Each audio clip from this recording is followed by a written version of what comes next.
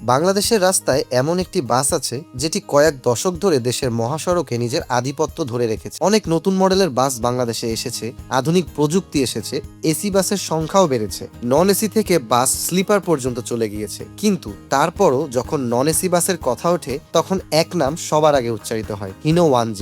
কিন্তু প্রশ্ন হলো কেন হিনো 1J কে নন এসি বাসের রাজা বলা হয়? এর পেছনে কি শুধুই জনপ্রিয়তা, নাকি রয়েছে এমন কিছু বিশেষ কারণ যা অন্য বাসগুলোকে পেছনে ফেলে দিয়েছে? আজকের ভিডিওতে আমরা জানাবো হিনো 1J এর ইতিহাস, ইঞ্জিন, এর পারফরমেন্স, এছাড়াও যাত্রী সেবা ও মালিকদের লাভ, এমনকি কিছু বাস্তব কারণ যেগুলোর জন্য আজও বাংলাদেশের সড়কে হিনো 1J একটি কিংবদন্তি নাম। তো ভিউয়ার্স, অবশ্যই ভিডিওটি শেষ পর্যন্ত দেখবেন এবং আমাদের চ্যানেলে যদি নতুন হয়ে থাকেন চ্যানেলটি আজই সাবস্ক্রাইব করে আপনার বন্ধুদের সাথে শেয়ার করে দিবেন। চলুন শুরু করা যাক। হিনো 1J এর জনপ্রিয়তার সবচেয়ে বড় কারণ এর ইঞ্জিন। এই বাসে ব্যবহৃত J08 সিরিজের ডিজেল ইঞ্জিন দীর্ঘ সময় ধরে চলার জন্য বিখ্যাত। বাংলাদেশের মহাসড়ক সবসময় মসৃণ নয়, কখনো ভাঙা, কখনো অতিরিক্ত যাত্রী, কখনো প্রচন্ড গরম, আবার কখনো দীর্ঘ দূরত্বের যাত্রা, এমনকি কখনো পাহাড়ের উঁচুতে আবার নিচুতে। এই কঠিন পরিবেশেও হিনো 1J অসাধারণ পারফরমেন্স দেখাতে পারে। অনেক বাস মালিকের মতে নিয়মিত রক্ষণাবেক্ষণ করলে একটি হিনো 1J 10 থেকে 15 বছর পর্যন্ত কোনো সমস্যা ছাড়াই চলতে পারে।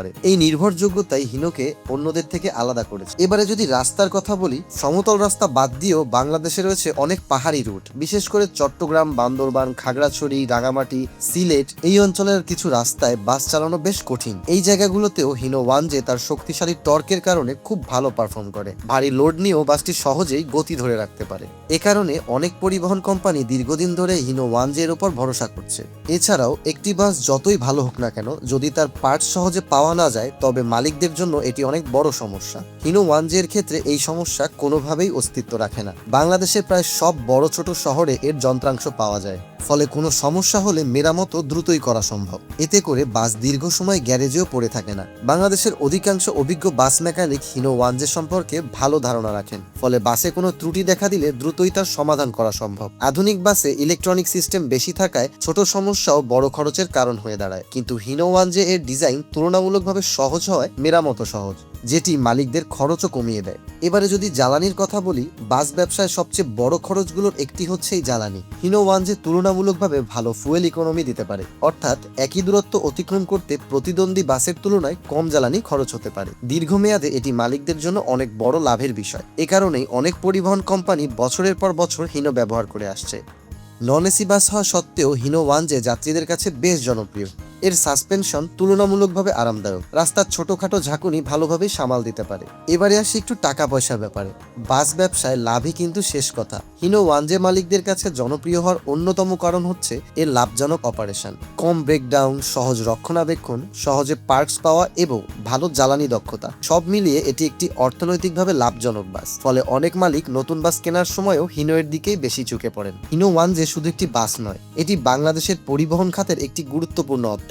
একসময় দেশের অধিকাংশ জনপ্রিয় পরিবহন কোম্পানির বহরে হিনো 1J ছিল। দেশের লাখ লাখ মানুষ এই বাসে ভ্রমণ করেছে। অনেকের কাছে এটি শুধুমাত্র একটি যানবাহন নয়, বরং স্মৃতির অংশ। এই আবেগও এর জনপ্রিয়তা ধরে রাখতে বেশ সাহায্য করেছে।